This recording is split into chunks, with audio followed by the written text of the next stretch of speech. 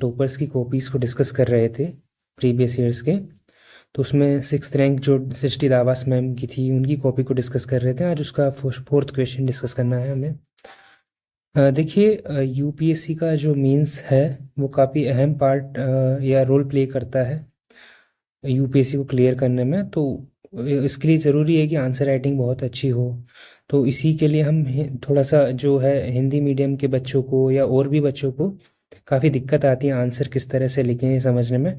तो उसी के लिए हम ये वीडियोस बना रहे हैं ताकि हम इजी लैंग्वेज में और बाइलिंगुअल लैंग्वेज में इनको समझ सकें, ताकि आंसर फ्रेमवर्क क्या हो और किस तरह से क्वेश्चन की डिमांड को एड्रेस करना है।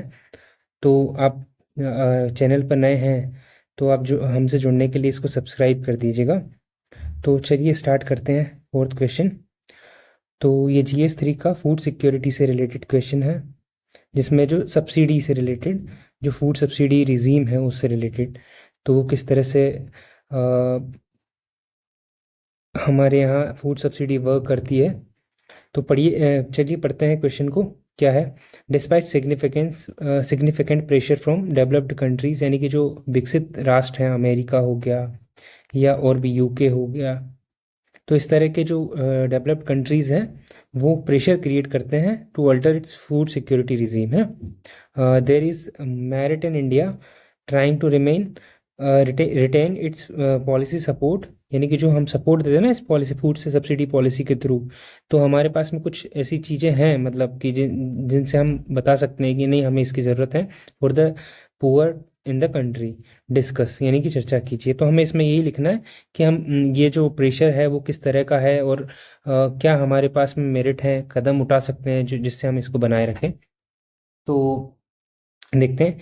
विकसित राष्ट्रों द्वारा भारत पर खाद्य सब्सिडी व्यवस्था में बदलाव करने के अत्यधिक दबाव के बावजूद भारत के लिए निर्धन व्यक्तियों हेतु अपना नीतिगत समर्थन बनाए रखना एक उचित कदम होगा, विवेचना कीजिए। ठीक है। तो सबसे पहले आंसर फ्रेमवर्क क्या होता है हमारा, हम इंट्रोडक्शन लिखते हैं जो कि क्वेश्चन में पूछ के अकॉर्डिंग यानी रिलेवेंट होता है। इधर उधर की बातें हम इसमें नहीं करते हैं। सेकंड, हम बॉडी लिखते हैं। बॉडी में जो क्वेश्चन में पूछे गए हैं वो पार्ट एड्रेस करते हैं। जैसे इसमें क्या पूछा गया, एक तो प्रेशर के बारे में कि क्या प्रेशर है ना। सेकंड पूछा गया कि क्या हम रिटेन करने के लिए पॉलिसी सपोर्ट पुअर में को रिटेन करने के लिए क्या मेरिट है हमारे पास में, हम क्या तर्क दे सकते हैं कि हमें इसकी ज़रूरत है। फिर हम कंक्लूड करेंगे एक पॉजिटिव नोट या फ्यूचरिस्टिक नोट के साथ में। जिस तरह की भी डिमांड होगी क्वेश्चन की उसकी उसी के अकॉर्डिंग करा जाता है। चलिए देखते हैं मैम ने कैसा लिखा है। देखो, सबसे पहले इंट्रोडक्शन लिखा है कि इंडिया फूड सिक्योरिटी रिजीम, यानी कि जो भारत की खाद्य सुरक्षा प्रणाली है, लोक वितरण प्रणाली है, इंक्लूडिंग MSP, जो न्यूनतम समर्थन मूल्य, PDS, लोक वितरण प्रणाली थ्रू फेयर प्राइस के द्वारा देते हैं ना, एंड NFSA जो राष्ट्रीय खाद्य सुरक्षा अधिनियम है, वह इनके द्वारा, मतलब ये सभी दबाव में है ना। किन की वजह से? डेवलप्ड कंट्रीज की वजह से। तो वो किस तरह से दबाव क्रिएट करती है? तो विश्व व्यापार संगठन जो WTO है ना, उसमें चैलेंज करती है हमारे और इसे बताती है कि ये ट्रेड डिस्टोर्टिंग, यानी कि व्यापार को खराब करने वाला या विकृत करने वाला बताती हैं। और इस तरह से बोलते हैं कि इसे ख़त्म कर देना चाहिए। और काफ़ी ये क्वेश्चन चलता रहता है कि ब्लू बॉक्स और एम्बर बॉक्स के बीच में ये बार बार टकराव होता रहता है, क्योंकि दोनों के अंदर अलग अलग तरह की छूट मिली हुई है। ठीक है। और फिर सेकंड ये है पीस क्लोज, है ना, जो कि इस पीस क्लोज में क्या होता है कि इसमें कुछ विकासशील जो राष्ट्र होते हैं ना, जैसे हमारा इंडिया है अभी विकासशील देश है, डेवलपिंग कंट्री है, तो उसमें कुछ सीलिंग, मतलब 10% की जो सीलिंग लगी हुई है इस पीस क्लोज में, उसको तोड़ने की अनुमति मिली हुई है। अनुमति देता है कि जो डेवलपिंग कंट्रीज़ है वो कुछ टाइम तक इस 10% से ज़्यादा सब्सिडी दे सकते हैं।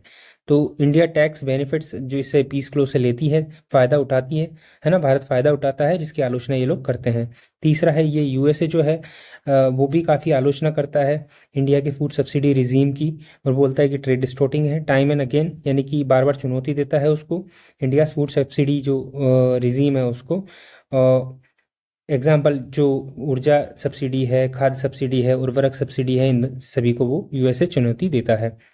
इसके बाद में इंडिया स्टैंड, हमारा जो स्टैंड है इसको रिटेन मतलब बनाए रखने के लिए वो क्या है, जारी रखने के संबंध में भारत का जो पक्ष है वो देखते हैं कि भारत एक तो कहता है कि हम डेवलपिंग नेशन है, यानी कि अत्यधिक जनसंख्या वाले विकासशील देश हैं। 1.4 बिलियन यानी कि 140 करोड़ से अत्यधिक जनसंख्या है हमारे यहाँ, और काफ़ी अत्यधिक गरीबी भी है, जो 230 मिलियन से ज़्यादा लोग मल्टी डायमेंशनली पुअर है, जो कि डेटा है नहीं। तो नेसेसरेट ये मजबूर कर देता है, सरकार को बाध्य करता है कि ये सब्सिडी बनाई रखनी चाहिए। फिर इसके बाद में हम जो है वेलफेयर स्टेट हैं, आर्टिकल 38 39 यानी कि जो अनुच्छेद 38 39 है, उसके अंदर जो रिड्यूस इनइक्वलिटीज़ का जो प्रावधान है, असमानता को कम करने वाली बात करते हैं, तो वो हमें बाध्य करते हैं कि हम इसको बनाए रखें।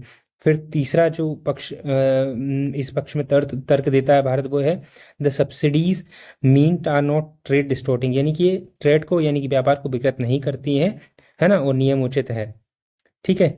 चौथा, फिर इसके बाद में इन्होंने मैम ने क्या करा कि yet must be must agree, यानी हमें ये मानना होगा कि कुछ चुनौतियां ज़रूर हैं, सम चैलेंजेस।